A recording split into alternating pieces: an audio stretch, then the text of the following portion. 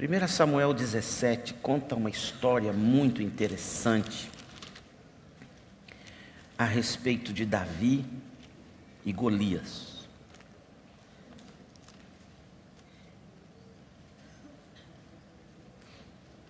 Eu vou ler os 4 primeiros versículos de 1 Samuel 17. A história é em Samuel 17 e 18 inteira, mas não dá tempo de ler. Então, um pedacinho aqui. 1 Samuel 17 diz assim: os filisteus juntaram suas forças para a guerra e se reuniram em Socó. É uma cidade do interior da Bahia.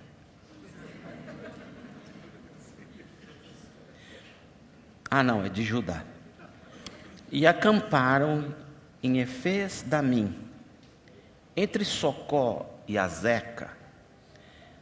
Saul e os israelitas reuniram-se e acamparam no vale de Elá, posicionando-se em linha de batalha para enfrentar os filisteus. Os filisteus ocuparam uma colina e os israelitas a outra, estando o vale entre eles. Um guerreiro chamado Golias, que era de Gate, veio do acampamento filisteu. Tinha 2,90 metros de altura. E os enfrentava. E gritava contra os israelitas: vocês não vão lutar contra mim. Esse homem de quase 3 metros de altura, a Bíblia não diz a largura dele, mas deve ser largo também. Ele tinha escudo, espada enorme, customizada para ele. E tinha uma lança nas mãos, que só a ponta da lança pesava 63 quilos.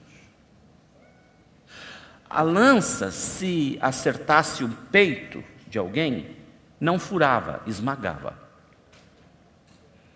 Aquilo era uma trombada de caminhão. E esse moço está fazendo guerra contra os israelitas, e os israelitas do lado de cada montanha, os filisteus do lado de lá da montanha. O filisteu descia ao vale e gritava: tem homem para me enfrentar? E os filisteus estavam morrendo de medo. No meio dessa história, Davi, que era um garotão, que cuidava de ovelhas, vai levar a quentinha para os seus irmãos. Só que ele vai na frente de batalha, que não era para ter ido, e quando ele chega ali, os seus irmãos falam assim: ô moleque, ô pivete. Tem essa palavra ainda? No meu tempo eu usava essa palavra. Ô pivete, ô pirralho, ô piá. O que você está fazendo aqui? Isso aqui não é lugar de criança. Você fica jogando videogame e depois acha que é igual. Vai para casa.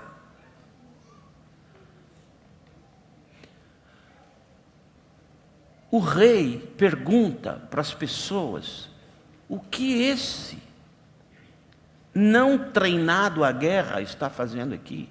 O que essa criança está fazendo aqui? Ninguém nunca disse que ele não é capaz de estar aqui. Ele não sabe guerrear, ele não sabe lutar, ele não sabe usar uma espada, ele não sabe envergar um arco. Mande-o para casa. Mas quando Davi insiste em enfrentar o gigante olha para ele e diz para os soldados israelenses: vocês não tinham um homem para mandar a mim para que eu o enfrentasse?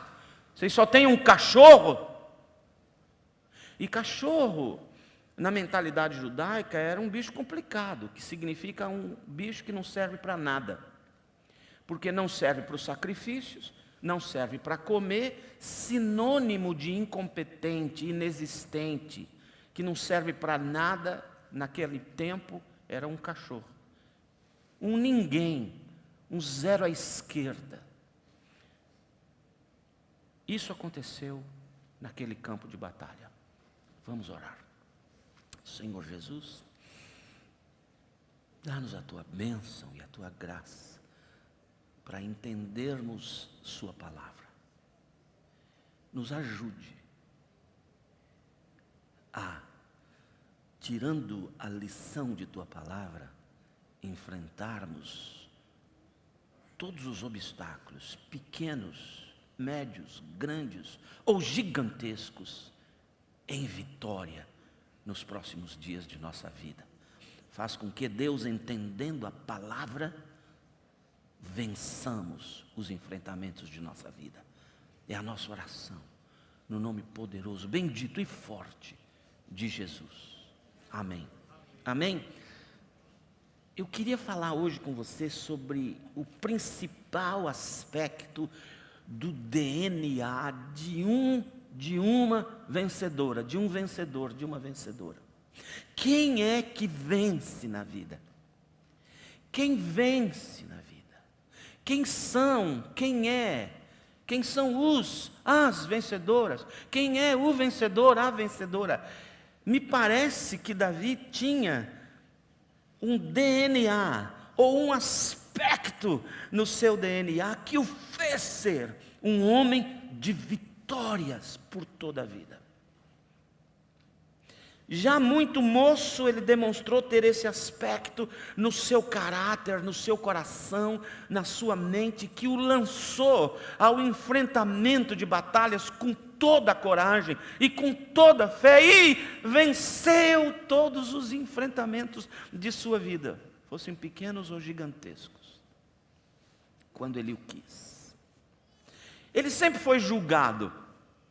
Quando o profeta, orientado por Deus, vai à casa de seu pai buscar o sucessor do rei Saul, aquele que seria o novo rei de Israel, o profeta vai à casa do seu pai e diz: Deus me mandou aqui para ungir o novo rei de Israel. Me mostra os teus filhos. E um a um dos filhos, desde o mais velho até o mais novo, foi mostrado ao profeta. Ele olhava e dizia: não, não é este. Mas este aqui é treinado para a guerra, fez universidade, tem pós-graduação, é alto, é forte. Não, não é este. E este? Este também tem todas as qualificações. Não, não é este. Nenhum era. E o profeta diz: Deus não se engana, se Ele me mandou à tua casa, tem que ser um de teus filhos. E ele disse: pois esses são os meus filhos. E o profeta então faz a pergunta: não haverá mais um? Era quase como que dizer: você não tem filho por aí? Então o pai fala: não, eu tenho mais um, mas é um pirralho, é um adolescente, ele cuida de ovelhas, pois chame-o. E vem esse menino, diz a Bíblia, que ele era loirinho e bonito.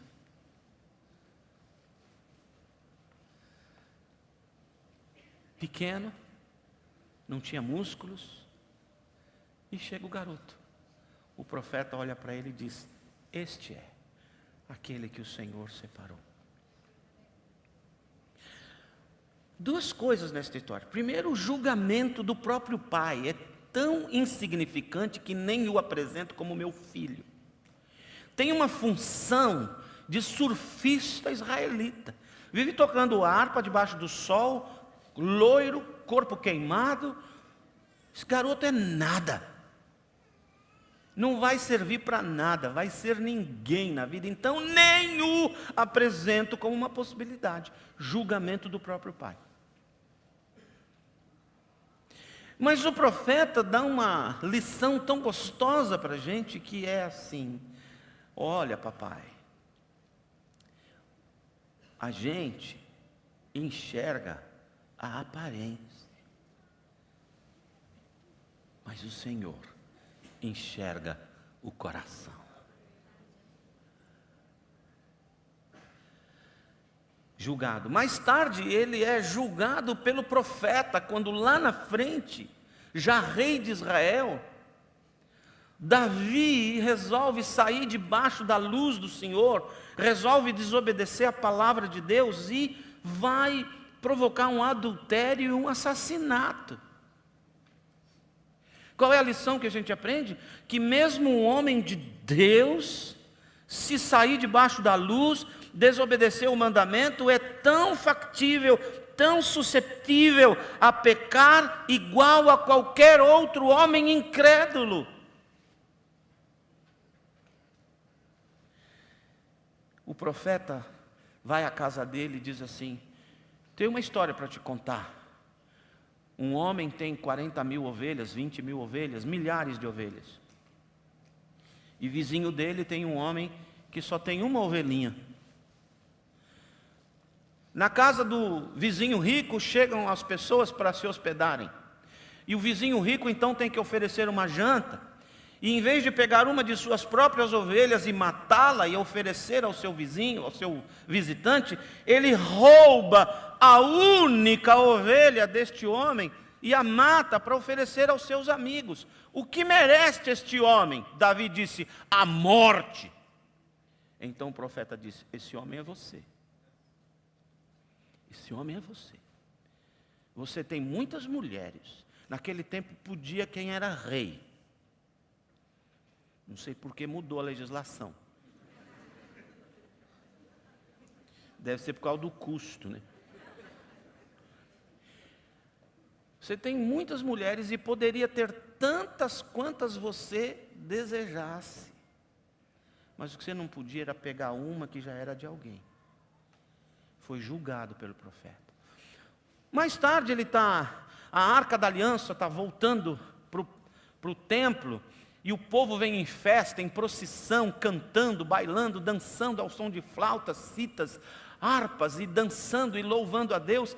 E Davi então desce do trono, vai lá no meio da rua, bota uma roupa de gente comum e dança e baila na frente da arca, cantando e dançando com as pessoas. E a sua esposa, uma delas, da janela olha e o vê dançando como um ser humano comum, com as suas pernas aparecendo enquanto ele bailava com a sua túnica. E ela diz: que horror, ele é um rei, está no meio do povo bailando como um comum. A Bíblia diz que Deus fechou a madre daquela mulher quando ela reclamou que o marido dela louvava a Deus. Pegou a dica, mulher? Aproveita. Davi foi um homem alvo de julgamentos. Passou a vida sendo julgado pelos de fora, que julgavam o seu comportamento. Para que servem os julgamentos?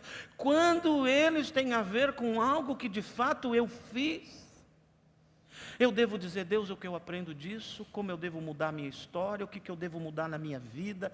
Quais são as coisas que eu devo parar de fazer que eu estou fazendo? Quais são as coisas que eu preciso fazer que eu não estou fazendo? E se o meu erro redundou em perda para alguém, eu vou lá restituir o quanto eu posso, do jeito que eu melhor puder, para minimizar o erro, minimizar o mal que eu cometi por causa do que pratiquei.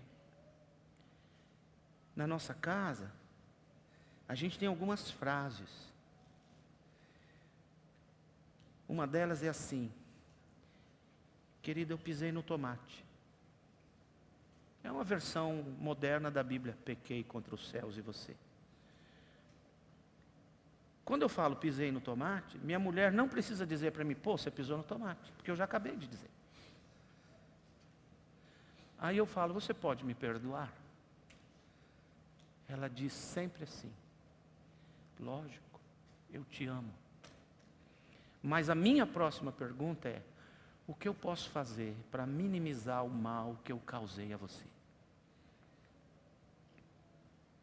Do nosso jeito de falar. Às vezes alguns julgamentos são verdadeiros a nosso respeito. Mas o que hoje eu quero falar são sobre os julgamentos que as pessoas fazem e não tem nada a ver com a gente. Só naquele dia da batalha, o Davi foi julgado 3 vezes. Pelos irmãos: você é um pirralho, vai para casa. Pelo rei: você não sabe guerrear, vai para casa. Pelo inimigo, que diz: você é um cachorro, vai embora, eu quero lutar com o homem. Qual é o DNA, a marca principal do DNA de um vencedor? É daquela pessoa que se conhece. Que se conhece. Eu sei, o Davi disse, eu sei quem eu sou. Eu não sou pirralho, eu sei lutar e eu não sou um cão. E o Davi avançou na direção do seu enfrentamento, a despeito da opinião da torcida. E olha que eram pessoas absolutamente importantes na vida dele. Os irmãos, os da própria casa. Quantas vezes nós somos julgados pelos da própria casa? Mamãe, que já está no Senhor, me disse uma vez que os meus tios diziam muito a ela: o seu filho vai ser nada na vida.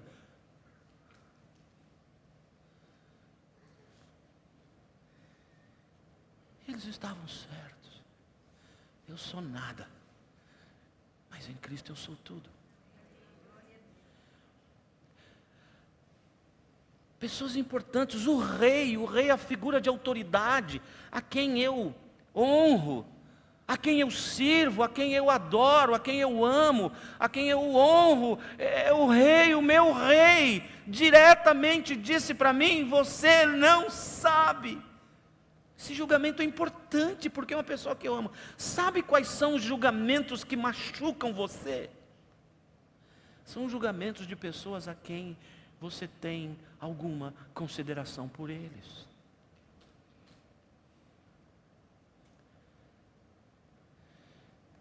Se o ditador Maduro da Venezuela souber que eu existo e falar assim: esse é um pastor chinfrim que não serve para nada,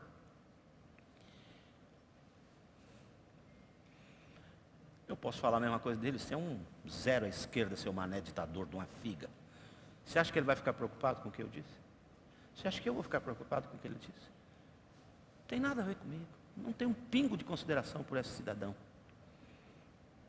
Tenho misericórdia que ele conheça o Senhor, mas consideração nenhuma. As pessoas que machucam você são aquelas que você ama, você já percebeu?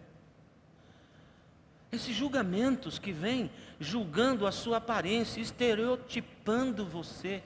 O inimigo, eu vou enfrentar isso, eu vou começar esse trabalho novo, eu vou mudar meu ramo de atividade, ou eu vou recomeçar.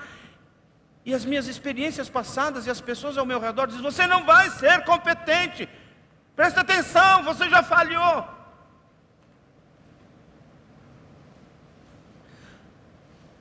Sabe quantas vezes o Disney falhou? Ele foi mandado embora do jornal porque ele não sabia fazer desenho. Ele foi levar para a MGM um desenho de um rato. O cara falou: rato, você é louco. Mulher americana odeia rato, esse negócio não vai dar certo. Então ele inventou um coelho, fez um coelhinho e deu para ele, eles gostaram, mas ele não assinou um documento importante. Os caras roubaram o coelho, o Pernalonga era dele, está em outra empresa.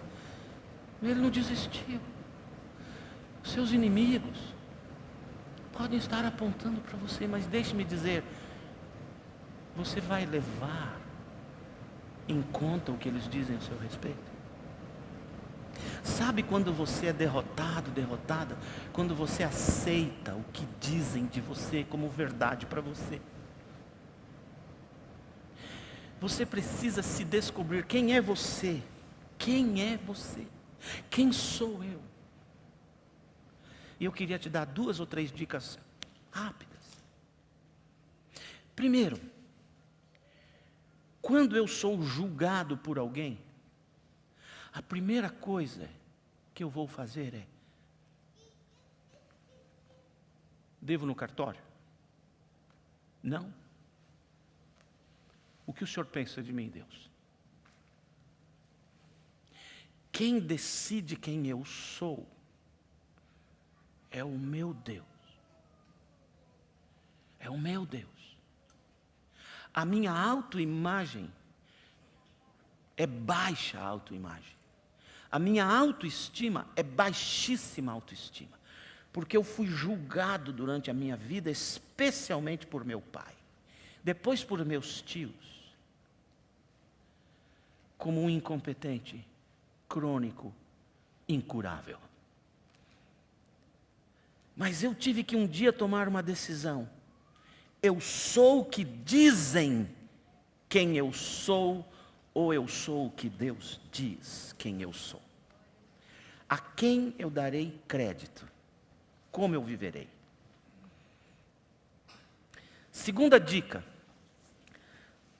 para se conhecer, você precisa 3 coisas. Se arrepender do que for necessário arrepender, ou seja, mudar de conduta. Segundo, curar-se. Curar-se. Perceber que há enfermidades no seu coração, na sua alma, na sua autoimagem, na sua autoestima, que precisam de cura e buscar a cura. Terceiro, aceitar-se como você é. Eu tinha complexo, quando eu era garoto, de 3 coisas. 2 eu posso dizer, a terceira eu tenho vergonha. Não, eu não posso dizer. Vergonha eu não tenho, mas eu não posso dizer. A primeira é, eu me achava baixinho, porque eu nunca ia crescer. A segunda é que a minha cabeça era muito grande. Eu tinha um vizinho que chamava minha cabeça de tábua de bater carne, porque ela é achatada aqui atrás. Eu tinha complexo. Eu não gostava de quem eu era. Mas o Salmo 139 me informa de que, quando eu era uma substância ainda informe no ventre de minha mãe, eu fui conhecido pelo Senhor. E Ele me teceu e entreteceu de maneira maravilhosa. Portanto, dá um look na criação do Senhor.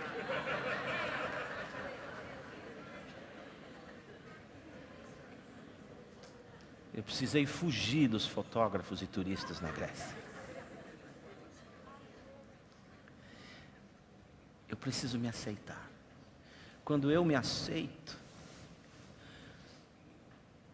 tudo fica diferente. Quando eu me aceito, eu posso aceitar o outro. Quando eu tenho uma alta autoestima, eu tenho uma alta autoestima com relação às outras pessoas. Eu posso amar pessoas, conviver com os diferentes, porque eu sou único e ele é único, ela é única.